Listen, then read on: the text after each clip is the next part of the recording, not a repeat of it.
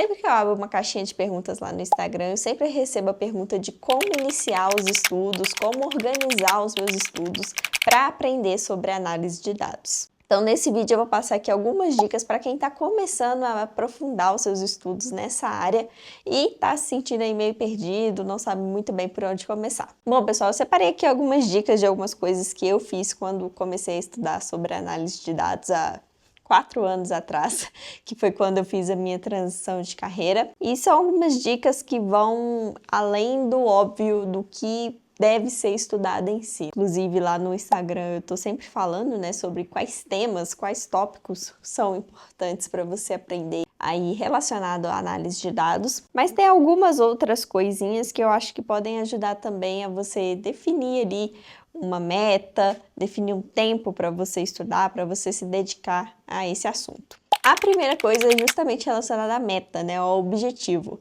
Eu acho que quando você tem um objetivo muito claro, isso te ajuda um pouco mais a estabelecer ali o foco, talvez, que você precise para atingir aquela meta, aquele objetivo. Então, por exemplo, eu tinha um objetivo muito claro de parar de trabalhar com publicidade e começar a trabalhar com análise de dados. Então, eu queria conseguir uma vaga como analista de dados e eu também queria sair da empresa onde eu estava trabalhando. Uma forma melhor de você fazer essa meta, esse objetivo, né? Tem até aquela formulinha, né, que o pessoal fala que é o SMART, para você criar uma meta que seja acionável, específica, mensurável e temporal. Eu não sei exatamente quais são os tópicos ali que abrangem, né? Mas eu sei que quanto mais específico e mais certeiro for essa definição do seu objetivo, mais fácil fica para você ter clareza mesmo do que você está buscando. O seu objetivo é ser um analista de dados numa empresa de tecnologia em até 1 ano. Bom, essa meta já está bem específica, você tem ali o que você quer, né? O cargo que você quer, o período de tempo que você está buscando, então você tem 1 ano para conseguir, e a partir disso você vai desenhar os seus planos, né? O que você vai fazer para alcançar essa meta, esse objetivo. Então eu acho que ter clareza sobre onde você quer chegar é super importante nesse processo também, até para você não ficar perdido, não ficar, enfim, mudando de ideia o tempo inteiro.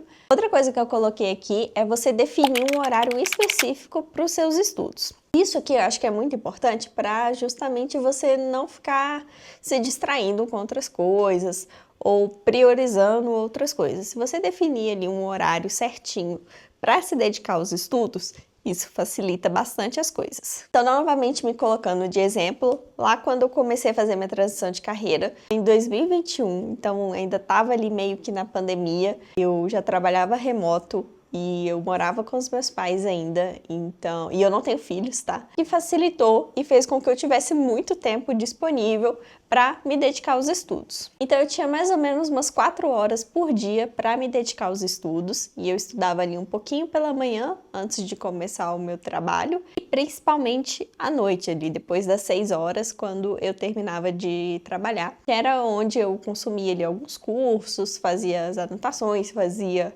alguns testes, códigos, ficava ali praticando as coisas que eu estava aprendendo, e isso foi muito importante para mim. E nesse tópico ainda dos horários, eu acho importante também você definir isso com as pessoas que estão ao seu redor. Então, se você não mora sozinho, o que nesse caso é ok, né? Porque aí não vai ter outra pessoa para te incomodar. Mas se você mora, né, com seus pais, ou se você mora com seu namorado, com seu marido, com sua esposa, enfim. É importante de alinhar até para a pessoa conseguir te ajudar a alcançar esse objetivo, né? Para ela não ficar ali te incomodando, te importunando, te interrompendo ao longo desse tempo. Obviamente, né, que vai variar aí de acordo com a realidade de cada pessoa, mas se você conseguir se dedicar ali meia hora, 1 hora por dia, né, com foco, de preferência, né, sem usar o celular, sem ficar se distraindo com outras coisas e redes sociais, enfim.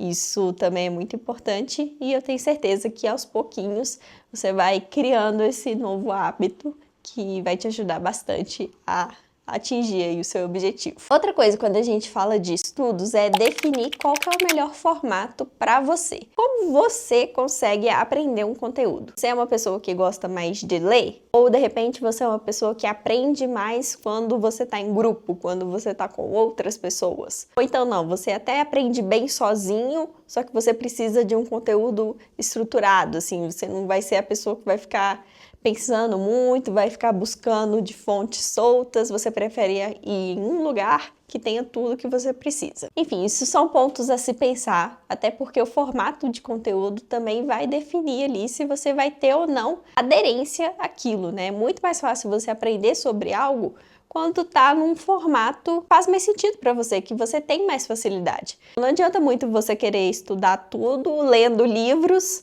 quando você não é uma pessoa muito fã de ler. Você prefere, sei lá, ouvir um podcast ou ver um vídeo sobre um determinado assunto. Então, por isso que eu digo que encontrar o formato ideal de conteúdo é importante para você. Seja ele livros, cursos, vídeos no YouTube, enfim, pode ser qualquer forma, mas que funcione para você e que você consiga se comprometer com aquilo para atingir ali o seu objetivo. Então é bem comum também, às vezes, as pessoas não terem ali a disciplina para conseguir consumir um conteúdo sobre análise de dados por conta própria. Então, essa pessoa, às vezes, o melhor pode ser procurar uma pós-graduação, por exemplo, que vai já ter algo ali estruturado, ela não vai precisar ficar achando cursos separados, sabe? Um curso sobre estatística, um curso sobre programação, outro curso sobre visualização de dados. Geralmente, quando a gente vai em pós-graduação, ou esses cursos já mais fechadinhos, vai ter uma coisa ali completa, já vai ter uma trilha fechada, e você segue ali aprendendo tudo conforme já está descrito. Tem outras pessoas que conseguem se adaptar bem, pegar ali um vídeo sobre Python, um curso sobre SQL e um livro sobre estatística. Enfim, e a pessoa monta ali o seu próprio formato, o que também é válido, Eu acho que só pensar sobre isso, pensar qual que vai ser o melhor caminho para você, é uma coisa super importante também. Outra coisa que também é super importante para os seus estudos de dados é justamente saber o que aprender, sobre a análise de dados. Então, independente ali da área que você queira atuar, seja análise de dados, ciência de dados, engenharia de dados, etc., cada uma vai ter uma trilha ali de principais conhecimentos, Quais são as principais técnicas, ferramentas, enfim, coisas necessárias para que um profissional da área consiga atuar ali no dia a dia. Caso você se sinta perdido sobre o que estudar para se tornar um analista de dados, eu convido você a conhecer o meu e-book, o Guia de Estudos para Analista de Dados. Lá você vai encontrar todos os principais temas que você precisa estudar para se tornar um analista de dados, além das dicas de cursos, livros, referências para você ir atrás do melhor formato de conteúdo que te cabe nesse aprendizado. Esse e-book já é o primeiro passo para a sua trajetória de estudos. Eu reuni ali as principais coisas que eu usei na época que eu estava estudando para me tornar uma analista de dados e outras coisas que eu fui aprendendo durante a minha jornada também. E se você quiser conhecer um pouco mais sobre ele, é só clicar no link que está aqui na descrição. Outra coisa super importante quando a gente está falando de estudos, principalmente para a área de dados, é não ficar só no campo da teoria ali. Muitas vezes você vai assistir um vídeo, pegar uma aula ou ler sobre algum conceito e achar que só fazendo isso você já adquiriu aquele conhecimento. Mas não é bem assim. Então, principalmente quando a gente está falando de tecnologia, de coisas relacionadas a dados, você colocar a mão na massa é super importante. Porque isso ajuda a fixar melhor o conhecimento, você colocar na prática aquilo que você está lendo ou aquilo que você viu alguém fazendo também. Pode copiar ali mesmo, tá? Se você viu um vídeo de alguém fazendo uma demonstração de um código, vai copiando você ali na mão também, fazendo ao mesmo tempo, porque isso ajuda a sua cabeça,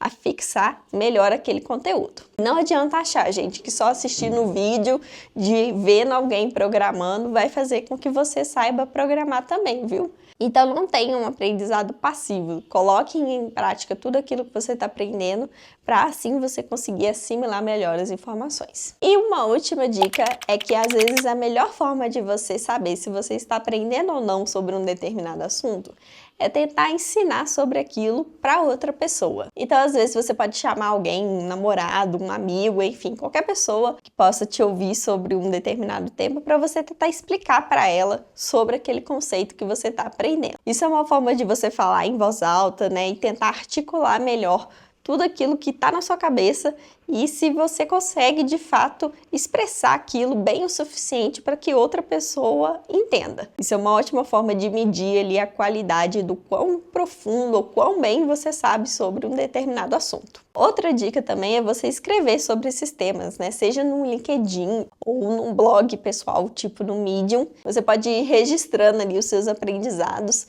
colocando ali tópicos, explicando também sobre projetos onde você mesmo colocou a mão na massa. E isso também já é uma forma de você divulgar o seu trabalho para a sua rede, né? Então imagina você escrevendo ali um artigo sobre algo que você acabou de aprender, divulgando isso no seu LinkedIn. Isso pode fazer com que outras pessoas vejam o seu perfil, ou se atraem, ou começam a te seguir também. E quem sabe no futuro isso pode virar até uma oportunidade de emprego, hein?